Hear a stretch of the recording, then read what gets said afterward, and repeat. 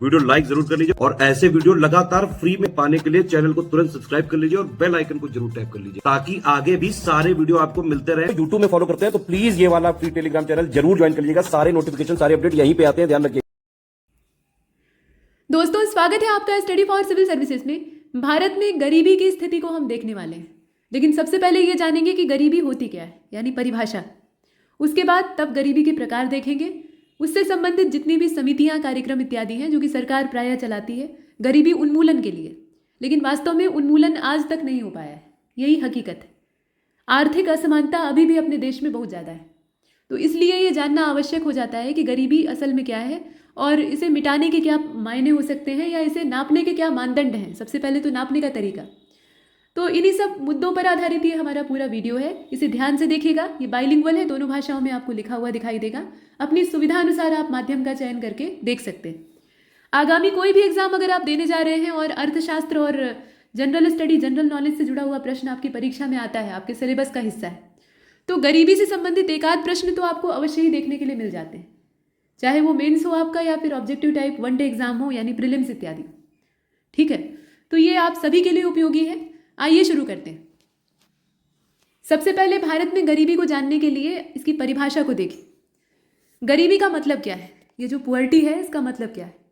तो जीवन, स्वास्थ्य तथा कार्यकुशलता, इन तीनों के लिए न्यूनतम उपभोग आवश्यकताओं की प्राप्ति में अगर कोई असमर्थ है, अपने जीवन को चलाने के लिए, अपने स्वास्थ्य को बेहतर बनाए रखने के लिए और अपने आप को कार्यकुशल बनाए रखने के लिए, ठीक है, काम करने के लिए, अपने आप को सक्षम बनाए रखने के लिए जितनी ऊर्जा की, जितनी चीज़ों की हमें आवश्यकता है, जो सबसे कम से कम हमारी ज़रूरतें हैं, उतना भी अगर हम नहीं प्राप्त कर पा रहे हैं तो हमें कहा जाएगा कि हम गरीब हैं। ठीक है, पता लगा कि आपको दोनों मीटिंग कम से कम एक भरपूर अच्छी कैलोरी वाले भोजन की आवश्यकता है। जैसा आपका काम है, श्रम वाला काम है, तो उसके हिसाब से ज़्यादा कैलोरी आपको चाहिए, उतनी आपकी जो रिक्वायरमेंट है वो पूरी नहीं हो पा रही है, तो आपको गरीब माना जाएगा। ठीक है, ये सामान्य परिभाषा है। और वही कहा गया कि सामान्य तौर पर गरीबी का आशय लोगों के निम्न जीवन निर्वाह के स्तर से लगाया जाता है, लो स्टैंडर्ड ऑफ लिविंग। ठीक है, जो व्यक्ति हैं उनके एकदम निम्न निर्वाह का जो स्तर होता है, जीवन निर्वाह का स्तर होता है, उसी से इसका मूल्यांकन किया जाता है। हालांकि पैमाने अलग अलग हैं, तो आगे हम उसी की चर्चा करने वाले हैं। पहले तो प्रकार देखेंगे, तो अलग अलग दृष्टिकोण है। अब इसमें अर्थशास्त्रियों के ही दृष्टिकोण होते हैं और गरीबी का विश्लेषण कुछ हम इस प्रकार से कर सकते हैं। पहला तो आप पहला वर्गीकरण देखिए, इसमें उपयोग की जाने वाली मूल जानकारी के प्रकार को दर्शाया जाता है। जैसे उदाहरण के तौर पे एक तो वस्तुपरक होती है, दूसरी अपनी व्यक्तिपरक गरीबी होती है। वस्तुपरक गरीबी यानी ऑब्जेक्टिव और दूसरी सब्जेक्टिव पुअर्टी होती है। अब दूसरा वर्गीकरण सीमा निर्धारित करने के लिए उपयोग किए जाने वाले पैमाने के संदर्भ में होता है। तो जब हम सीमा निर्धारित करते हैं तो उसमें दो वैरायटी यहाँ से भी निकल कर आती है, एक तो एब्सोल्यूट है, दूसरी रिलेटिव है। ठीक है, एक तो एब्सोल्यूट है यानी निरपेक्ष और दूसरी रिलेटिव यानी सापेक्ष। तीसरा वर्गीकरण हमारा होता है, अब तीसरे वाले के हिसाब से हम देखेंगे कि length of duration of poverty. इसमें पहली आपकी जो पुअर्टी यानी गरीबी है वो ट्रांसवर्सल है। ठीक है, मतलब आवधिक है, किसी निर्धारित वर्ष में। आवधिक का मतलब एक सीमित अवधि के अंदर नापा गया है, ना तो उससे पीछे की गरीबी की स्थिति को देखा गया है ना आगे का, सिर्फ एक खास वर्ष का समय हमने निर्धारित किया है, मतलब एक समय अंतराल निर्धारित किया है, उसी में हम देख रहे हैं, तो वो ट्रांसवर्सल हो गई। और दूसरी जो है वो परसिस्टेंट होती है। अभी जो परसिस्टेंट है ये लॉन्ग टर्म के लिए होती है। तो ऐसे करके हमने कुछ यहाँ 3 अलग अलग वर्गीकरण के तरीके देखे, पहला, दूसरा, तीसरा, जिसमें कि कुछ गरीबियों के प्रकार हमने जाने। अब ऐसे अध्ययन जिसमें कि विभिन्न चरों के मापन के रूप में, ठीक है, अलग अलग जो चर होते हैं यानी इसके वेरिएबल्स होते हैं, उनका अगर हम मापन करें तो इसमें किसी भी शोधकर्ता के कोई भी शोधकर्ता, मतलब यहाँ अर्थशास्त्री की ही बात होगी और कोई नापने का काम नहीं करता है। ठीक है, तो किसी शोधकर्ता द्वारा सीधे इकट्ठी की गई जानकारी का इस्तेमाल किया जाता है और वस्तुपरक गरीबी जो है उसका अध्ययन इसी प्रकार से होता है। ठीक है, मतलब कोई एक रिसर्च करने वाला आदमी होता है, कोई एक अर्थशास्त्री होता है और वो क्या करता है, वो घूम घूम कर अपने जो निर्धारित स्केल होते हैं उसके हिसाब से आंकड़े इकट्ठे करता है और आंकड़े इकट्ठे करके उसे अपने पेपर में, अपना जो शोध पत्र है उसमें प्रकाशित करता है। तो जो वस्तुपरक गरीबी होती है वो ऐसे ही नापी जाती है। ठीक है, ऑब्जेक्टिव पुअर्टी। और जो शोध करता है वो आमतौर पर उपयोग किए जाने वाले जो घरेलू आय और घरेलू व्यय है उनको देखा करते हैं, क्या खर्चा हो रहा है, कहाँ से आमदनी हो रही है, इसी को नाप कर वो अंदाजा लगाते हैं कि गरीबी है अथवा नहीं है। ये सबसे एक मोटा तरीका है, रफ तरीका आप कह सकते हैं, जिससे कि वास्तविक गरीबी का पता नहीं चलता है। निरपेक्ष गरीबी को देख लेते हैं, यानी एब्सोल्यूट पुअर्टी। ये उस अवस्था की ओर इंगित करती है, उस चीज़ की ओर इशारा करती है जब कोई व्यक्ति भोजन, आवास और वस्त्र यानी रोटी कपड़ा मकान जो है, ऐसी मूलभूत जरूरतों को और सेवाओं को खरीदने में या उनका खर्च वहन करने में सक्षम नहीं होता है। मतलब रोटी कपड़ा मकान ही नहीं जुटा पा रहा है, तो फिर कहा जाता है कि ये निरपेक्ष गरीबी यानी एब्सोल्यूट पुअर्टी। और इन आवश्यकताओं को शरीर के संचालन के लिए न्यूनतम माना जाता है। ठीक है, अब यहाँ चूंकि अर्थशास्त्र में थोड़ी सी मशीनी परिभाषाएं होती हैं, मतलब जैसे एक रोबोटिक डिफिनीशन हो कि कोई मशीन जो है वो परिभाषा बना रही है, तो इसमें हर चीज़ को आहार से जोड़ दिया जाता है। अब रोटी तो ठीक है, लेकिन कपड़ा और मकान ये खाने की चीज़ नहीं है। यहाँ आहार से तात्पर्य ग्रहण करने से है। मतलब जिन चीज़ों को ग्रहण करके हम अपना जीवन जी सकते हैं, उन चीज़ों को जुटाने में अगर हम असमर्थ हो जा रहे हैं, तो हमारी जो गरीबी की स्थिति है उसको निरपेक्ष यानी एब्सोल्यूट कहा जाएगा। समझे? तो यहाँ वही कहा गया, न्यूनतम पोषक आहार के रूप में व्यक्त किया जाता है और भारत में इसी मानदंड को अपनाया जाता है। इसलिए इसको मतलब ये जो निरपेक्ष गरीबी है, इसको और इसको नापने के तरीकों को आपको देखना चाहिए।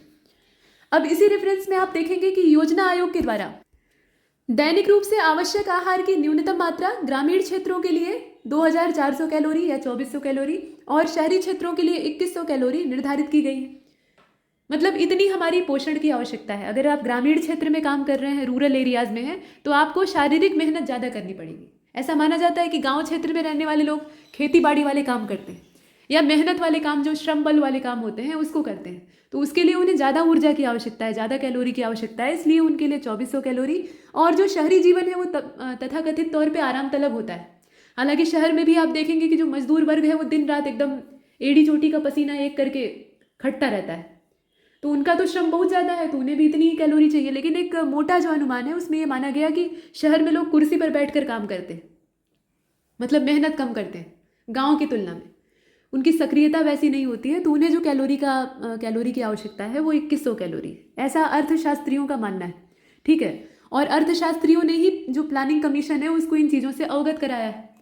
तो ये कुछ चीज़ें आपने देखी। असल में अपने देश में समस्या ये है ना कि ये किसानी, खेती, गरीबी या बेरोजगारी, इस तरह के जो मुद्दे होते हैं, इसमें एकदम जो आला अफसर होते हैं या बहुत हाई लेवल के पोजीशन में बैठे हुए लोग हैं, वो इसका मूल्यांकन करते हैं।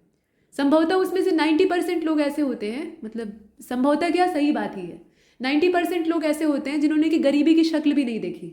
अमीर परिवार में पैदा हुए हैं चांदी का चम्मच लेकर, और पढ़ लिख कर एकदम बढ़िया बाहर विदेश से पढ़ के आए, यहाँ पे एकदम रिजर्व बैंक या कहीं अपॉइंट हो गए, बढ़िया नौकरी मिल गई, उसके बाद रिसर्च कर रहे हैं, उनकी जय जयकार हो रही है। जहाँ उन्हें सलाहकार चाहिए वहाँ नियुक्त किए जा रहे हैं, सचिव बनाए जा रहे हैं। तो उन्होंने कभी असल में जो तंगहाली की वास्तविक दशा है उसको देखा ही नहीं, तो मूल्यांकन क्या खाक करेंगे। तो इसी तरह का मूल्यांकन उनका बेसिर पैर का होता है। कैलोरी के सहारे मूल्यांकन कर रहे हैं, कैलोरी के अलावा और भी मानदंड होते हैं। चलिए, तो निरपेक्ष गरीबी को हमने देखा, सापेक्ष गरीबी को देखें। ऐसे ही जो किसानों के लिए नीतियां बनती हैं उसमें भी क्या होता है, टॉप टू बॉटम वाला अप्रोच होता है। यानी हम क्या करते हैं, ऊपर से अपनी नीति को क्रियान्वित करते हुए, लागू करते हुए, नीचे वालों को तब देखना चालू करते हैं। हम ये नहीं देखते कि एकदम जमीनी स्तर पर किसान की दशा क्या है, एकदम जो मिट्टी में घुली हुई उसकी हकीकत है, वहां तक किसी की निगाह ही नहीं जाती। नीति निर्माता जो है वो बाहरी चमक दमक और बाहर से खेतों का जो सैटेलाइट सर्वे है उसी को देखकर एकदम नाचने लगते हैं। तो व्यवहारिक सर्वे नहीं होता है, सर्वेक्षण नहीं होता है ना, और व्यवहारिक जब सर्वेक्षण और शोध नहीं होगा तो उसके बाद परिणाम भी वैसे ही होंगे। सापेक्ष गरीबी की चर्चा करते हैं, यानी रिलेटिव पुअर्टी।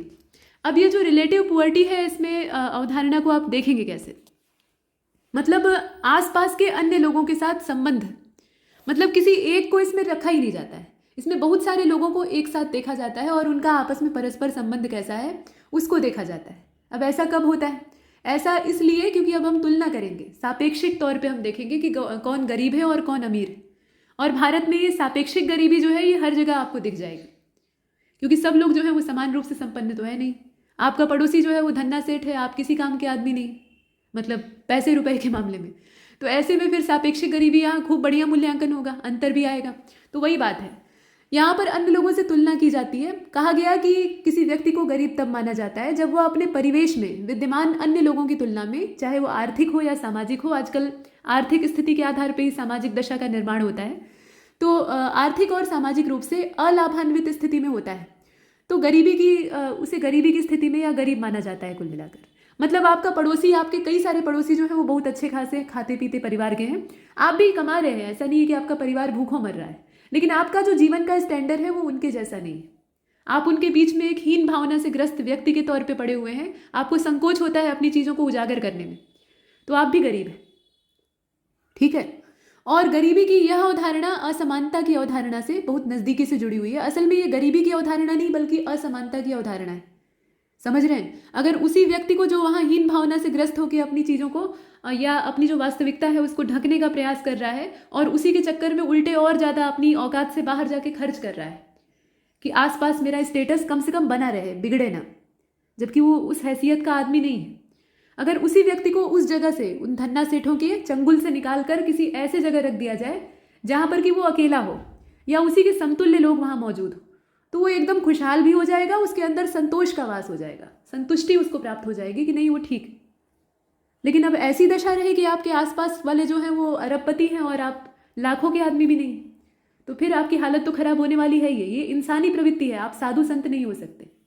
जो साधु संत हैं उनके अंदर सब्र का आजकल और अभाव है, उनकी स्थिति तो और खराब। ठीक है, तो ये है सापेक्ष गरीबी है और ये असमानता की अवधारणा। और भारत में असमानता आप जानते ही हैं, कूट कूट कर भरी हुई।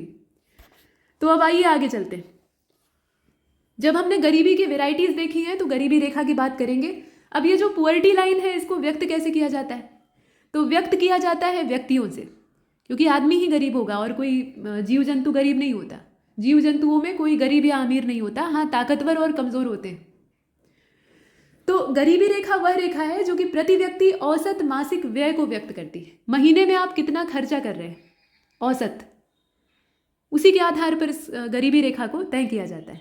ठीक है, और ये खर्चा कैसा है? तो ये अपने शौक के लिए या अपने उपभोग के लिए नहीं है, बल्कि ये वो मासिक खर्च है जो कि आप अपनी न्यूनतम आवश्यकताओं को पूरा करने के लिए कर सकते हैं। कम से कम उतना आप अपनी आवश्यकताओं पे खर्च कर रहे हैं जितने से कि आपका काम निकल जाए, न उससे ज़्यादा न उससे कम। ये नहीं कि आप मनमानी शॉपिंग कर रहे हैं, आप सिर्फ उतनी ही खरीदारी कर रहे हैं या उतना ही पैसा खर्च कर रहे हैं जितने से कि आपका एक महीने में गुजारा हो सके।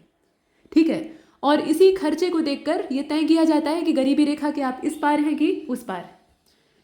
तो योजना आयोग ने देश में निर्धनता को मापने के लिए, ये एक फैक्ट है, ध्यान दीजिएगा, योजना आयोग ने देश में निर्धनता को नापने के लिए, गरीबी को नापने के लिए डीटी लकड़ावाला, नाम इनका काफ़ी बढ़िया है और आपने हजारों बार पढ़ा भी होगा, तो लकड़ावाला की अध्यक्षता में एक कमेटी का गठन किया था। ये समय था 1989 का। 1989 से लकड़ावाला साहब जो है वो इस काम में जुटे और उसके बाद 1993 में इस विशेषज्ञ दल के द्वारा अपनी रिपोर्ट सबमिट की गई। ठीक है, अब इसका उद्देश्य क्या था? देश में निर्धनता को नापिए, पुअर्टी को मेजर करके बताइए देश में कि क्या हालचाल।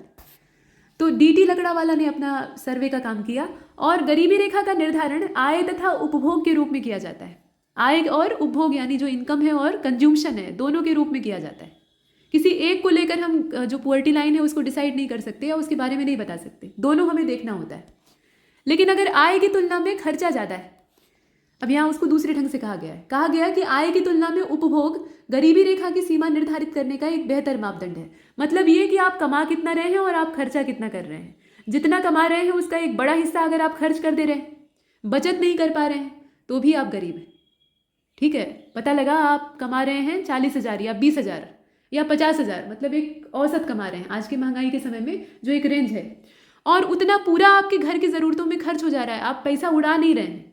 मतलब जो घर की आवश्यकताएं हैं और जो भी ईएमआई और लोन और जो कुछ आप मतलब आम आदमी दैनिक जीवन में लेता है, तो वो सब पूरा करते करते पूरी जो सैलरी आपकी है या पूरी जो कमाई है वो एक महीने में चली जा रही है, आप बचत नहीं कर पा रहे हैं, तो भी आप गरीब हैं। ठीक है, क्योंकि बचत का अभाव आदमी को असुरक्षित करता है। शारीरिक रूप से वो असुरक्षित हो या ना हो, बचत नहीं किया है, मान लीजिए कोई इमरजेंसी आई तो किसी से सहयोग मिल गया, तो वो सहयोग मिलेगा या नहीं मिलेगा वो अनिश्चय की स्थिति उसके दिमाग में हमेशा डामाडोल बना रहता है कि अगर कोई इमरजेंसी आ गई तो हम करेंगे क्या? कमाने खाने भर तो ठीक चल रहा है लेकिन बच कुछ नहीं रहा है, तो हमारे पास कोई सेविंग नहीं है, तो भविष्य के लिए कोई योजना ही नहीं है, तो वो वैसे ही अंदर से डरा रहेगा। ठीक है, तो वो मानसिक रूप से तो गरीब ही है और तात्कालिक तौर पर भी है, ये भी बात है। तो वही चीज़ है।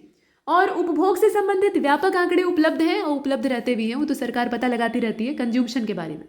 अब यहाँ देखिए, भारत में गरीबी रेखा का निर्धारण करने के लिए उपभोग की सीमा को आधार बनाया जाता है, यानी कंज्यूमशन का जो लिमिट है उसको हम इसमें आधार बनाते हैं, आप कितना ज़्यादा उपभोग कर रहे हैं। और विश्व बैंक जो है वो आय के आधार पर गरीबी रेखा को निर्धारित करता है, जिसे कि डॉलर पुअर्टी लाइन कहा जाता है। तो हर देश की अपनी अपनी गरीबी है, ठीक है, हर देश में गरीब होते हैं। ऐसा नहीं है कि जो विकसित देश हैं, अमेरिका और धन्ना सेठ टाइप के जो देश हैं, वहाँ गरीब नहीं है, वहाँ भी फुटपाथ पर रहने वालों की तादाद है, ठीक है। तो हर देश की गरीबी की स्थिति अलग अलग है, गरीबों की वैरायटी और गरीबी का जो तरीका है वो अलग अलग है, समझ रहे हैं। तो इसीलिए मानदंड भी भिन्न होते हैं। तो भारत जैसे देश के लिए बढ़िया तरीका है कि आप कमा कितना रहे हैं और खर्चा कितना कर रहे हैं, दोनों में संतुलन है या नहीं। ऐसा तो नहीं है कि आमदनी 98 और खर्चा रुपया। अब यहाँ पर बात करेंगे गरीबी उन्मूलन कार्यक्रम की, क्योंकि इतना सब पढ़ने के बाद एक चीज़ तो क्लियर हो गई कि भारत में गरीबी कूट कूट कर भरी हुई है। आर्थिक असमानता का कुछ पूछना ही नहीं है। एक वर्ग जो है जो कि बहुत थोड़ा सा है, मतलब 100% अगर मान लिया जाए तो उसका सिर्फ 2% या और कम कर दीजिए 1% ऐसे लोग हैं जिनके पास इफरात पैसा है, उन्हें समझ में ही नहीं आता कहाँ खर्च करना है, ठीक है। इसीलिए मनमाना जहाँ मन किया वहाँ उड़ाते रहते हैं। तो एक वैरायटी वो है। और बाकी 98-99% आबादी जो है वो इतनी गरीब है। इतनी गरीब का मतलब एकदम भूखों मरने के लाले पड़े हुए हैं, ऐसा नहीं। मतलब इस कदर गरीब है कि वो अपनी इज्जत ढकने में ही परेशान रहती है। ऐसा नहीं है कि वो खाए बिना मर रही है, खाने के लिए तो ठीक है, लेकिन अपनी सामाजिक दशा को ठीक रखने के लिए जो कहा जाता है ना मिडिल क्लास अप्रोच, तो उसमें अपनी इज्जत बचाने में ही मरे जाते हैं। उसको गाँव में एक कहावत उसके लिए कही जाती है, लाज की बुढ़िया। लाज की बुढ़िया या लाज की गुड़िया, जो आप कहें, अपने गांव में बुढ़िया कहा जाता है। तो ये लाज की बुढ़िया बने रहते हैं, मतलब कुछ कह भी नहीं पाते। ये कहावत जो है एक ऐसी बूढ़ी औरत पे बनी हुई है जिसका सामर्थ्य घट गया था, लेकिन वो अपने सामर्थ्य मतलब घटते हुई सामर्थ्य या अपनी कमजोरी को जाहिर नहीं करना चाहती थी। तो उसको जो काम करने के लिए कहता था उसके बेटे बहू उसको करने के लिए तैयार हो जाती थी। अब शरीर उसका साथ देता नहीं था तो परेशान होती थी। वही हालत यहाँ मिडिल क्लास की है। मिडिल क्लास के पास उतना पैसा नहीं है, आसपास के लोगों को देखकर या जो धनी लोग हैं उनको देखकर स्टेटस बनाने के चक्कर में बर्बाद हुए जाते हैं। तो गरीबी तो अपने यहाँ एकदम भर भर कर है। और इसीलिए अब यहाँ पर गरीबी उन्मूलन कार्यक्रम की बात हो रही है। तो जो ये पुअर्टी को मिटाने के लिए कार्यक्रम चलते हैं, प्रोग्राम चलते हैं, गवर्नमेंट ही चलाती है ज़्यादातर। इसमें रणनीति दो तरफा होती है, दो तरीके से काम करती है। पहला तो ऐसा अवसर दिया जाता है कि विशिष्ट क्षेत्रों पर ध्यान केंद्रित करके गरीबों को विकास प्रक्रिया में भाग लेने का मौका दिया जाए, मतलब उन्हें विकसित होने का अवसर दिया जाए। और दूसरा ये कि जो गरीबी उनके पास है, मतलब ठीक है कि विकास का अवसर दिया गया तो वो तो अपना प्रयास करेंगे, लेकिन जो सरकार है, एक जनतंत्र है, जनता ने आपको प्रतिनिधि चुन के वहां तक पहुंचाया हुआ है, आप मजे ले रहे हैं वहां पे, तो आपका भी फर्ज बनता है कि जो गरीब जनता है उसके उत्थान के लिए कुछ व्यक्तिगत सहायता करे। तो सरकार अनुदान, सब्सिडी, इन सब की व्यवस्था करती है। और भी तरीके होते हैं, मुफ्त राशन बांटने का काम करती है, और भी बहुत सारे हैं, मतलब कोई एक नहीं है उसमें। तो यहाँ मूल मुद्दा यह है कि कौन कौन से प्रोग्राम हैं। राष्ट्रीय ग्रामीण रोजगार गारंटी विधेयक, ये 2004 का है। संसद में ये 2004 में एकदम ठंडी में साल के अंत में पेश किया गया था। और यहाँ आप देख रहे हैं, अब गरीबी उन्मूलन और रोजगार सृजन के लिए जो सेवा कार्यक्रम है उनका एक एक करके विवरण दिया हुआ है। ये एक फैक्ट था, ठीक है। इसमें अब आगे इसमें कुछ अपेक्षा मत रखिएगा, अभी तो विस्तार से देखना ही है। विस्तार से का मतलब जितने कार्यक्रम हैं यहाँ सूचीबद्ध दिए हुए हैं और ये एकदम स्टार्टिंग से शुरू किए गए हैं। तो स्वर्ण जयंती ग्राम स्वरोजगार योजना से ही शुरू करते हैं। 1 अप्रैल 1999 ये जो तारीख है, यहाँ से ये शुरू की गई योजना है। और उद्देश्य था बैंक ऋण और सरकारी अनुदान, दो चीज़ें इसमें कही गई, एक तो बैंक का लोन और दूसरा सरकारी अनुदान। इन दोनों के सहायता से, दोनों का मिश्रण, उसके माध्यम से सहायता प्राप्त गरीब परिवारों को स्वयं सहायता समूहों यानी जो सेल्फ हेल्प ग्रुप होते हैं उनमें संगठित करके गरीबी रेखा से ऊपर लाया जाए। इसमें दो सहारे थे, एक तो लोन था और दूसरा अनुदान था।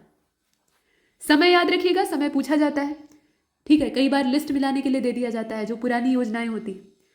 इसके पश्चात अगली योजना है प्रधानमंत्री ग्रामोदय योजना।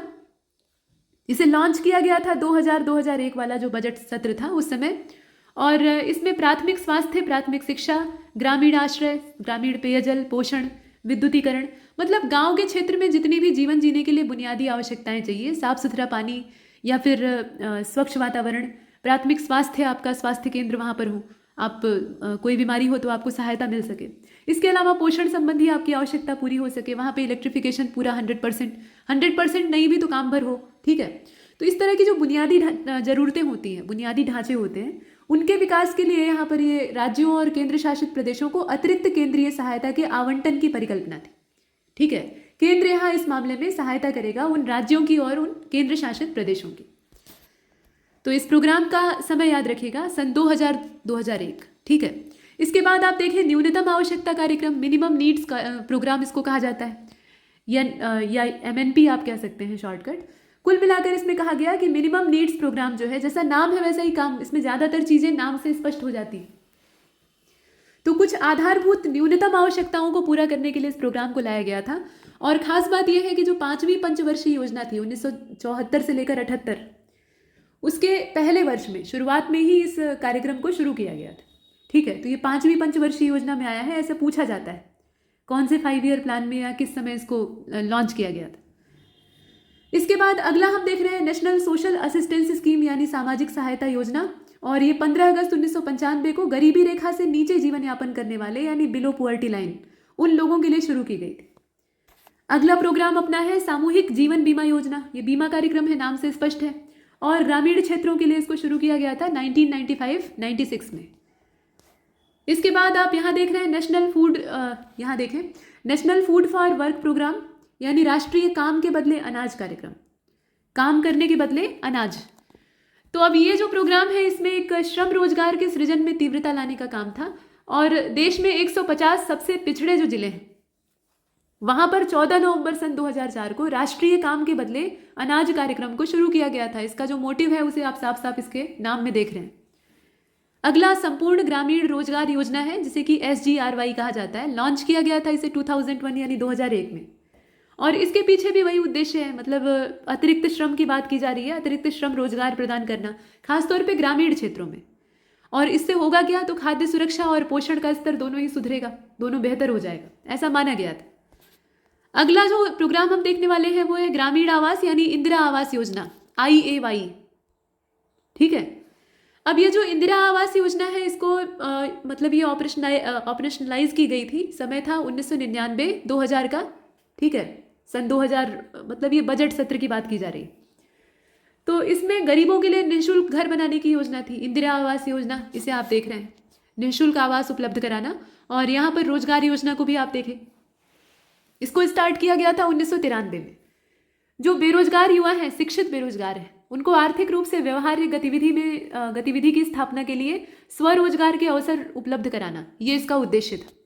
यहाँ पर आपने देखा प्रधानमंत्री ग्राम सड़क योजना को आप देखें, दिसंबर सन 2000 में 100% केंद्र सरकार द्वारा प्रायोजित योजना के रूप में इसको शुरू किया गया था, और इसका लक्ष्य था 10वीं पंचवर्षीय योजना जो है उसकी अवधि के अंत तक, मतलब जब 10वीं पंचवर्षीय योजना समाप्त होने वाली हो उस समय तक 500 व्यक्तियों या उससे अधिक आबादी वाली जितनी भी असंबद्ध बस्तियां होती, ठीक है, जितनी भी असंबद्ध बस्तियां होती हैं उनको ग्रामीण कनेक्टिविटी से जोड़ना। ठीक है, तो ये चीज़ आप देख रहे हैं। इसमें समय ज़्यादा महत्वपूर्ण है, उद्देश्य ज़्यादा पुरानी योजनाओं के पूछे नहीं जाते हैं, उसमें आपसे ये पूछा जाता है कि ये स्कीम इस समय की है, बताइए सही दिया है या नहीं दिया है, या लिस्ट मैचिंग के लिए दिया जाता है। इसके बाद आप देख रहे हैं ये एक और प्रोग्राम है ड्रॉट प्रोन एरियाज प्रोग्राम, मतलब DPAP इसको कहा जाता है, डेजर्ट डेवलपमेंट प्रोग्राम, साथ में DDP, और इंटीग्रेटेड वेस्टलैंड डेवलपमेंट प्रोग्राम यानी IWDP, सूखा प्रवण क्षेत्र कार्यक्रम, रेगिस्तान विकास कार्यक्रम और एकीकृत बंजर भूमि विकास कार्यक्रम। तो अब इसमें 2004-05 का जो समय था, सत्र था, उस समय ये सारे कार्यक्रम क्रियान्वित किए गए थे। बंजर भूमि को विकास के कार्यों के लिए इस्तेमाल करना, वो इसमें मूल उद्देश्य था। इसके बाद अब आइए आगे चलें और यहाँ देखें अंत्योदय अन्न योजना को। इसे लॉन्च किया गया था दिसंबर सन 2000 में, और इसमें सार्वजनिक वितरण प्रणाली यानी जो TPDS है, ठीक है, सार्वजनिक वितरण प्रणाली यानी पब्लिक डिस्ट्रीब्यूशन सिस्टम टारगेटेड, ठीक है। तो ये जो TPDS था यानी PDS आप सीधे सीधे कह सकते हैं, उसके अंतर्गत गरीब परिवारों को गेहूं के लिए 2 रुपये प्रति किलोग्राम और चावल के लिए 3 रुपये प्रति किलोग्राम की अत्यधिक रियायती दर पे, मतलब ये पैसा काफ़ी कम है, बाजार भाव से अगर देखा जाए तो बहुत कम है, नहीं के बराबर, तो इस दर से रियायती दर पर खाद्यान्न प्रदान करने का काम किया गया था। और जारी करने का पैमाना ये 25 किलोग्राम प्रति परिवार प्रति माह के हिसाब से था, मतलब हर परिवार को 25 किलोग्राम। और 1 अप्रैल सन 2002 में इसको बढ़ाकर 35 किलोग्राम प्रति परिवार के हिसाब से कर दिया गया। तो ये सिस्टम आपने देखा। नेक्स्ट आप यहाँ पर देखें स्वर्ण जयंती शहरी रोजगार योजना को। शहरी स्वरोजगार कार्यक्रम तथा शहरी वेतन रोजगार कार्यक्रम, ये दोनों जो है ये SJSRY के 2 विशेष घटक है, मतलब इसी से जुड़े हुए हैं। एक तो अर्बन वेज एम्प्लॉयमेंट प्रोग्राम है और दूसरा आपका अर्बन सेल्फ एम्प्लॉयमेंट प्रोग्राम है, दोनों एक दूसरे से कनेक्टेड है। और दिसंबर 1997 की बात है, उस समय शहरी गरीबी उन्मूलन के लिए इन्हें कार्यान्वित किया गया था। और इनसे संबंधित जो तमाम प्रोग्राम है उनको चलाया गया था। इसके बाद वाल्मीकि अंबेडकर आवास योजना को देख रहे हैं आप नीचे, दिसंबर सन 2001 में शुरू की गई थी और इसमें जो स्लम एरिया में रहने वाले परिवार हैं, स्लम ड्वेलर्स हैं, उनके लिए आवास इकाइयों का निर्माण करना और उन्हें एक बेहतर जीवन शैली उपलब्ध कराना, यही इसका उद्देश्य था। ठीक है, तो ये सब चीज़ें आप लगातार देख रहे हैं और देख लीजिए। गरीबी की गणना के लिए अब यहाँ तक तो हमने कुछ कार्यक्रम देखे पुराने वाले, ठीक है। अब यहाँ पर हम देखने वाले हैं गरीबी की गणना के लिए विभिन्न समितियों द्वारा जो प्रस्तावित विधियाँ हैं या पद्धतियाँ हैं उनको।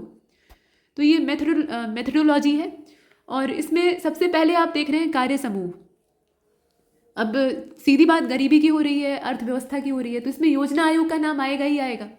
तो योजना आयोग द्वारा गठित जो अलग अलग विशेषज्ञ समूह थे उनके हिसाब से गरीबी में रहने वाले लोगों की संख्या का अनुमान लगाया गया है। तो पहला इसमें कार्य समूह को यानी वर्किंग ग्रुप को आप देख रहे हैं, ये 1962 की बात है। सबसे पहले भारत में गरीबी रेखा को 1962 में न्यूनतम आवश्यकता के आधार पर निर्धारित किया गया था। ठीक है, इसका आधार क्या था? इसका आधार था न्यूनतम आवश्यकता, मिनिमम रिक्वायरमेंट।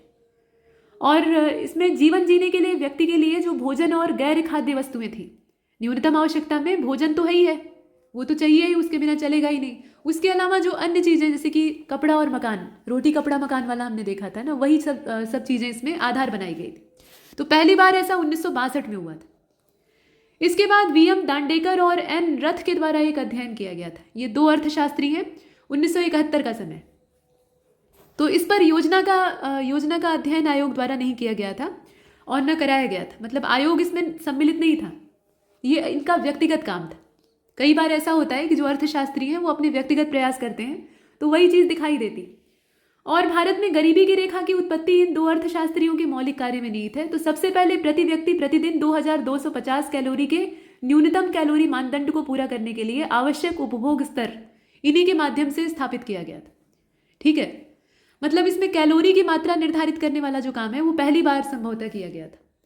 और वाई के अलग की अध्यक्षता में आप देखेंगे कि न्यूनतम आवश्यकताओं पर प्रभावी उपयोग मांग के लिए अनुमान यानी जो projections of minimum needs and effective consumption demand headed by doctor Y K अलग, ये जो टास्क फोर्स गठित की गई थी, तो इस टास्क फोर्स को गठित करने का समय है 1979 का यानी 1979 का। अब इसमें जो दृष्टिकोण था, इनका जो अप्रोच है, उसमें ये कहा गया कि पहली बार गरीबी की मतलब जो इनका अप्रोच था वाई के अलग का, इनका नाम याद रखिएगा, समय याद रखिएगा। तो इनके अप्रोच के हिसाब से गरीबी की गणना का काम जो है वो शुरू होता है। तो आगे उसी के बारे में दिया हुआ है, गरीबी रेखा को ग्रामीण क्षेत्रों में प्रति व्यक्ति, यहाँ भी कैलोरी की ही बात हो रही है, तो गरीबी रेखा को ग्रामीण क्षेत्रों में प्रति व्यक्ति 2400 कैलोरी प्रतिदिन और शहरी क्षेत्रों में 2100 कैलोरी प्रतिदिन, ये दोनों याद रखिएगा। इस औसत आवश्यकता को पूरा करने के लिए उपभोग व्यय के स्तर के रूप में परिभाषित किया गया। मतलब इतनी कैलोरी की आवश्यकता है गांव के क्षेत्र में और इतनी शहर के क्षेत्र में। अगर इतनी पूरी नहीं हो रही, इतनी आवश्यकता जो है ये फुलफिल नहीं हो रही है, तो ऐसी स्थिति में आपको गरीब माना जाएगा। इसके बाद लकड़ा वाला समूह का अपना डाटा था। तो इनकी जो एक्सपर्ट ग्रुप की रिपोर्ट थी ये 1993 का है। इसमें यह कहा गया कि पहली चीज़ तो ये कि गरीबी रेखा को फिर से परिभाषित नहीं किया गया। इसमें न्यूनतम पोषण स्तर जो है उसकी आवश्यकताओं के आधार पर राष्ट्रीय स्तर पर अलग समिति के द्वारा, जो वाई के अलग का हमने पीछे देखा था, तो अलग समिति के द्वारा अनुशंसित अलग अलग ग्रामीण और शहरी गरीबी रेखाओं को बरकरार रखा गया। मतलब पीछे वाला जो ये कॉन्सेप्ट था इसी को इसमें आधार बनाया गया, इसमें कुछ नया नहीं। ठीक है, ये चीज़ आपने देखी। इसके बाद अब तेंदुलकर समिति आती है। तेंदुलकर एक्सपर्ट ग्रुप या तेंदुलकर कमेटी जो भी आप कहिए, ये 2009 की है। गरीबी को मापने के तरीकों में अनेक बदलाव का सुझाव यहाँ पर दिया गया और ये काफ़ी खास। तो ये जो सर्वल चेंजेस इसमें लाने का सजेशन दिया गया था, इस समिति ने 1979 में यानी 1979 में और उसके बाद ज़्यादातर 1979 के बाद के ही आंकड़े हैं, सभी गरीबी अनुमानों में उपयोग किए जाने वाले कैलोरी मापदंडों से। कैलोरी का पैमाना हमने इस्तेमाल किया था, पीछे आपने वाई के अलग का देखा था। तो कैलोरी मानदंडों से गरीबी रेखा को आधार बनाने की बजाय पोषण संबंधी परिणामों की ओर इसे ले जाने की सिफारिश की। मतलब पोषण की आवश्यकता आपकी पूरी हो रही है या नहीं, इस बात पर फोकस किया जाए। और ग्रामीण और शहरी रेखाएं जो है, मतलब ग्रामीण और शहरी क्षेत्र की जो गरीबी रेखाएं हैं, उनके लिए दो अलग अलग गरीबी रेखा बास्केट बनाने की बजाय इस समिति ने क्या किया, एक समान अखिल भारतीय शहरी पीएलबी की सिफारिश की थी। ठीक है, urban PLB across rural and urban India, इसकी इन्होंने सिफारिश की थी। और तेंदुलकर समिति ने यह भी कहा कि गरीबी का मूल्यांकन करते समय स्वास्थ्य और शिक्षा, ठीक है, हेल्थ और एजुकेशन, इस पर जो खर्चा होता है उसको भी शामिल किया जाए। सिर्फ खाना और जीना ही पर्याप्त नहीं है, आपके पास एक शिक्षा ग्रहण करने का सामर्थ्य होना चाहिए। मतलब शिक्षा ग्रहण करने के लिए आपके पास पर्याप्त सामर्थ्य होना चाहिए। और अगर आप बीमार पड़ते हैं, बीमार जीवन में कभी न कभी तो पड़ेंगे, तो बीमार पड़ते हैं तो आप इलाज कराने में सक्षम हो, इतना आपके पास सामर्थ्य होना चाहिए। तो उन दोनों चीज़ों को भी इस गरीबी मूल्यांकन में शामिल करना चाहिए। अगर ये दोनों सामर्थ्य आपके पास नहीं है, इन दोनों मामले में आप सक्षम नहीं, तो भी आप गरीब हैं। तो तेंदुलकर समिति का जो अपना आंकड़ा था या इसका जो सर्वे रिपोर्ट आप देख रहे हैं, इसमें थोड़ा सा और विस्तार दिया गया। मानदंड वही है असल में, यहाँ कैलोरी की बात की जा रही है, यहाँ पोषण स्तर की और साथ में स्वास्थ्य और शिक्षा को जोड़ के कहा जा रहा है। ठीक है, थोड़ा और विस्तृत और एडवांस इसमें पैमाना निर्धारित किया गया। इसके बाद रंगराजन समिति को आप देख रहे हैं, ये 2014 की है। अब इनका जो दृष्टिकोण है, इसमें कहा गया कि भारत जो कि बदलते हुए समय के साथ बदल रहा है, तो इसमें लोगों की आकांक्षाओं के साथ वर्ष 2012 में जो रंगराजन समिति स्थापित होती है, तो इसमें यह कहा जाता है कि अब समय के बदलाव के साथ जो मानदंड हैं उनमें भी थोड़े फेरबदल की आवश्यकता है। और अखिल भारतीय ग्रामीण और शहरी गरीबी रेखा, ठीक है, इनका अलग अलग वर्गीकरण अपनाने और इनसे राज्य स्तरीय ग्रामीण और शहरी अनुमान प्राप्त करने की प्रथा जो है उसको फिर से आरंभ किया जाना चाहिए। मतलब इससे पहले जो आपने तेंदुलकर समिति की रिपोर्ट को देखा था, उसमें शहर और गांव को अलग अलग करने की बात को नकार दिया गया था। एक यूनिफॉर्म डाटा प्रस्तुत करने की बात कही गई थी, जो कि एक तरह से व्यवहारिक नहीं है। ठीक है, ये कहीं से भी व्यवहारिक नहीं है, क्योंकि गाँव की ज़रूरत अलग है, शहर की अलग है, दोनों जगह अलग अलग परिस्थितियाँ हैं। तो यहाँ पर थोड़ी सी व्यवहारिकता का परिचय देते हुए रंगराजन समिति ने कहा कि भाई दोनों का अलग अलग वर्गीकरण होना चाहिए, तभी हमें सही एस्टिमेट पता लग सकेगा। ठीक है, तो ये चीज़ आपने देखी। और इस समिति ने कहा कि जो रूरल और अर्बन एरियाज हैं उनके लिए अलग अलग उपभोग वर्गीकरण की सिफारिश की जाए। मतलब उनका जो कंज्यूमशन बास्केट है उसको तैयार करना चाहिए, लेकिन अलग अलग, सेपरेट। एक साथ तैयार करने पर सही आकलन नहीं हो सकता है। और इसमें कैलोरी, प्रोटीन, वसा, इन सब का सेवन सुनिश्चित करना। उसके अलावा ये खाने पीने की चीज़ हो गई, बाकी कपड़े, शिक्षा, स्वास्थ्य, आवास, परिवहन और जितने भी उपभोग की चीज़ें होती हैं, मतलब कंज्यूमशन हम लोग करते हैं जिन चीज़ों का, जो कि अनिवार्य होते हैं, उनके बिना काम नहीं चल सकता है, तो उन सबको इन बास्केट में शामिल किया जाना चाहिए, लेकिन सेपरेट। मतलब अर्बन एरिया का अलग बनना चाहिए, रूरल एरिया का अलग बनना चाहिए। ऐसी रंगराजन समिति की रिपोर्ट में रिकमेंडेशन की गई थी। अब यहाँ नीति आयोग का, योजना आयोग का अस्तित्व समाप्त हुआ, उसके बाद नीति आयोग आया उसके स्थान पे। तो नीति आयोग की जो अपनी रिपोर्ट है, ये 2023 में राष्ट्रीय बहुआयामी गरीबी सूचकांक प्रगति समीक्षा रिपोर्ट के नाम से जानी गई। ठीक है, national multi dimensional poverty index, ये एक प्रोग्रेस रिव्यू था। तो राष्ट्रीय परिवार स्वास्थ्य सर्वेक्षण, नेशनल फैमिली हेल्थ सर्वे इसको कहा जाता है, और इसका जो 5वां संस्करण था उसी के आधार पर, और 5वां संस्करण यानी 2019 से लेकर 21 के बीच का, उसके आधार पर इस रिपोर्ट को तैयार किया गया था। और राष्ट्रीय बहुआयामी गरीबी सूचकांक यानी national multi dimensional poverty index, उसका ये दूसरा संस्करण। तो MPI यानी ये जो गरीबी सूचकांक आपका है, इसका फर्स्ट एडिशन जारी किया गया था 2021 में, और ये दूसरा वाला जारी किया गया।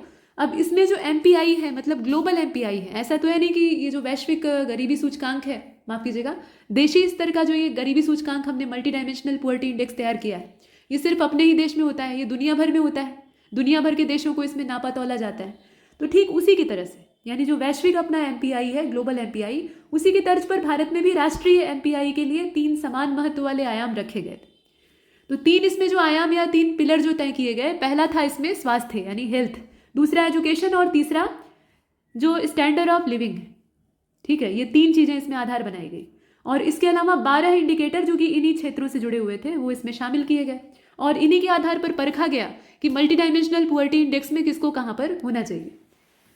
अब 2015-16 का जो सत्र था, वहां से लेकर 2019 और 21 के बीच में 13.5 करोड़ लोग 13.5 करोड़ लोग जो हैं, ये बहुआयामी गरीबी से मुक्त हो गए, ऐसा यहाँ रिकॉर्ड कहता है। और ये जो मल्टी डायमेंशनल पुअर्टी है, इसमें जो मल्टी डायमेंशनल पुअर लोग हैं, इनकी संख्या जो कि वर्ष 2015-16 में 24.85% थी, वो भी घटकर 2019 से लेकर 21 के बीच में 14.96% हो गई, यानी गरीब घट रहे हैं। रिपोर्ट यही दर्शाती है।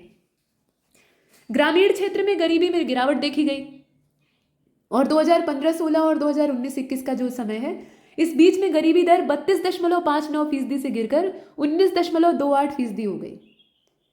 ठीक है, गिरावट को आप देखें, हकीकत ऐसी हो या ना हो, लेकिन कागजी आंकड़े यही दिखाते हैं। और इस अवधि में शहरी क्षेत्रों में गरीबी दर 8.65% से घटकर 5.27% हो गई। ठीक है, तो दावा तो बहुत ही चमत्कारी है। ऐसा लगता है कि गरीब बहुत तेजी से घट रहे हैं, लेकिन स्थिति असल में वैसी नहीं। हकीकत जो है वो इससे कहीं ज़्यादा भिन्न है।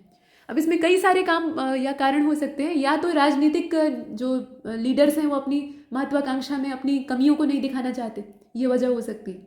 अपनी अपनी कमियों पर पर्दा डालने का प्रयास कर रहे हैं रिपोर्ट्स के माध्यम से। और नहीं तो दूसरी वजह ये हो सकती है कि जो नापने के लिए हमने स्टैंडर्ड तैयार किए हुए हैं या जो पैमाना तैयार किया गया है वो हमारे समाज और हमारे समाज की व्यवस्था में ठीक नहीं बैठता है, तो वो सही तरीके से मूल्यांकन कर नहीं पा रहा है। अब इस दोनों में से कुछ भी हो सकता है, लेकिन ये सही आकलन है नहीं। लेकिन फिलहाल आपको परीक्षा के लिए इसी को दिमाग में रखना है। तर्क करने के लिए वैसे बहुत सारी चीज़ें। यहाँ देखिए, एमपीआई जो है इसमें सबसे ज़्यादा गिरावट कहाँ पर हुई है, राज्यवार देखेंगे तो बिहार को देख रहे हैं। यहाँ पर जो नेशनल फैमिली हेल्थ सर्वे का चौथा संस्करण था, यानी 2015-16 वाला, उसमें उच्चतम एमपीआई मूल्य वाला राज्य था ये, यानी बिहार राज्य। मल्टी डायमेंशनल पुअर्टी इंडेक्स में सबसे ज़्यादा हाई इसको जो वैल्यू है वो दी गई थी। और 2019 से लेकर 21 के बीच में जो बहुआयामी गरीबी है उसके मामले में अनुपात 51.89 से घट के अभी 33.76% हो जाने के कारण पूर्ण रूप से जो एमपीआई मूल्य है, ठीक है, इसमें सबसे तेजी से कमी देखी गई यहाँ पे। तो बिहार के बाद सबसे ज़्यादा कमी मध्य प्रदेश में और उत्तर प्रदेश में देखी गई, यानी गरीबों की तादाद तेजी से कम हुई। जो बहुआयामी गरीबी है या बहुआयामी निर्धनता है उसमें तेजी से कमी आई है, इससे यही पता लगता है। और नेशनल फैमिली हेल्थ सर्वे का जो रिकॉर्ड है, 5वां संस्करण इसका, ठीक है, नेशनल फैमिली हेल्थ सर्वे का जो 5वां संस्करण है उसमें ये कहा गया कि मध्य प्रदेश और उत्तर प्रदेश में जो मल्टी डायमेंशनल पुअर्टी है या मल्टी डायमेंशनल जो पुअर लोग हैं उनका अनुपात 20.63%, यानी मध्य प्रदेश के लिए 20.63% और उत्तर प्रदेश के लिए 22.93%। ठीक है, ये लेटेस्ट है, तो इसको आप देखें। अब ये जो मल्टी डायमेंशनल पुअर्टी इंडेक्स है इसमें गरीबों की संख्या के मामले में उत्तर प्रदेश में गरीबों की संख्या में सबसे बड़ी गिरावट देखी गई। 3.43 करोड़ लोग जो हैं वो मल्टी डायमेंशनल पुअर्टी से मुक्त हो गए, मतलब 34.3 मिलियन ऐसे आप कह सकते हैं। और उसके बाद दूसरे नंबर पर बिहार राज्य है, 2.25 करोड़ लोग बाहर आ गए हैं गरीबी से। मध्य प्रदेश में 1.36 करोड़ लोग जो हैं वो मल्टी डायमेंशनल पुअर्टी से बाहर आ गए हैं। ध्यान दीजिएगा, मल्टी डायमेंशनल पुअर्टी से बाहर आ गए, पुअर्टी से बाहर नहीं आए। ऐसा नहीं है कि वो गरीबी से मुक्त हो गए, यहीं पर झोल है। मल्टी डायमेंशनल पुअर्टी में बहुत सारे डायमेंशन होते हैं, मतलब किसी भी एक पैरामीटर के हिसाब से अगर आप गरीब की श्रेणी में नहीं आ रहे हैं तो आपको बाकी आप जितने भी पैरामीटर हैं उस पर आप एकदम कायदे से गरीब दिखाई देते हो। लेकिन एक पैरामीटर से आप बाहर हो गए हैं तो आपको इससे पूरा बाहर समझा जाएगा, या कम से कम इसका हकदार नहीं माना जाएगा। ठीक है, ये समझ रहे हैं आप। मतलब ये है कि जीवन आपका अभी भी अभावग्रस्त है, लेकिन आपको अब गरीब नहीं माना जा रहा है, मल्टी डायमेंशनल गरीब नहीं माना जा रहा है। बाकी वैसे आप समाज की निगाह में गरीब हो सकते हैं। तो यही आकलन का तरीका है जो कि सही नहीं है, मतलब व्यवहारिक नहीं। अब यहाँ पर एक टेबल बनी है, ऊपर हिंदी में है, नीचे वही चीज़ अंग्रेजी में है। Percentage of total population who are multi dimensionally poor in each state and union territory, दोनों इसमें शामिल हैं। ध्यान दीजिएगा, तो टॉप 10 स्टेट्स यहाँ दिए हुए हैं और प्रतिशत उनका दिया हुआ है। उसी प्रकार से बॉटम 10 भी दिए हुए हैं, ऊपर से 10 को देखेंगे, नीचे से 10 को देखेंगे। तो टॉप 10 में सबसे ऊपर बिहार 33.76% में दिया है, ध्यान दीजिएगा। झारखंड उसके बाद 28.81, मेघालय 27.79, उत्तर प्रदेश चौथे स्थान पे, ठीक है, 22.93%। अब एक बार नीचे चलते हैं। मध्य प्रदेश 5वें स्थान पे 20.63, असम 19.35 छठवें स्थान पे, 7वें स्थान पर छत्तीसगढ़ 16.37, ओडिशा 8वें स्थान पे 15.68, नागालैंड 9वें स्थान पे 15.43, राजस्थान 10वें स्थान पे 15.31। ठीक है, तो ये टॉप 10 आपने देखे। उसके बाद अब बॉटम 10 को भी देख लीजिए। मल्टी डायमेंशनली पुअर लोगों की तादाद के मामले में सबसे कम तादाद कहाँ पर है, तो सबसे ऊपर इसमें केरल है, यहाँ सबसे कम है। कितने हैं, तो 0.55। उसके बाद गोवा 0.84, तमिलनाडु 2.20, चौथे स्थान पर सिक्किम 2.60 और फिर पंजाब है। ठीक है, आंकड़ा अगर आपको नहीं भी याद हो रहा है तो क्रम याद रखिए। 5वें नंबर पे है पंजाब, उसके बाद 6वें नंबर पर हिमाचल 4.93%, 7वें नंबर पर मिजोरम 5.30% या फिर प्रतिशत, तेलंगाना 5.88। उसके बाद है आंध्र, तेलंगाना से आंध्र यहाँ पिछड़ गया है, ये 9वें स्थान पे आ गया है, 6.06% इसका प्रतिशत। और हरियाणा अंतिम यानी 10वें स्थान पे है, ये बॉटम 10 आप देख रहे थे। तो हरियाणा का नंबर है 7.07। वही चीज़ यहाँ अंग्रेजी में दी हुई है, आप अपने हिसाब से देख सकते हैं। इसके बाद अब आइए आगे चलते हैं। ये तो हमने स्टेट्स को देखा, ठीक है, ये सभी जो हैं ये राज्य थे। इसी प्रकार से अब केंद्र शासित प्रदेशों को भी देख लेते हैं। तो इसमें शीर्ष 5 और नीचे वाले जो 5 हैं यानी टॉप और बॉटम, उनको भी हम देखेंगे 5-5 के रेशियो में। तो जो टॉप 5 है यहाँ आप देख रहे हैं, टॉप 5 जो हैं यूटीज़, उसमें सबसे ऊपर दादरा नगर हवेली और दमन दीव, उसके बाद जम्मू कश्मीर, फिर लद्दाख, फिर चंडीगढ़ और फिर दिल्ली, क्रम से आप देख रहे हैं। हालांकि इसमें अगर आप देखें तो सबसे ज़्यादा जो प्रतिशत है वो दादरा नगर हवेली और दमन दीव का है। उसके बाद बाकी जो है वो आसपास वाले हैं, लेकिन इन सब के बीच में और पहले वाले के बीच में अच्छा खासा अंतर है। दादरा नगर हवेली और दमन दीव का जो प्रतिशत है वो 9.21%, बाकी का बहुत तेजी से कम हुआ है, ठीक है। दिल्ली का आप देख रहे हैं 3.43 है। तो ये कुछ आपने देखा।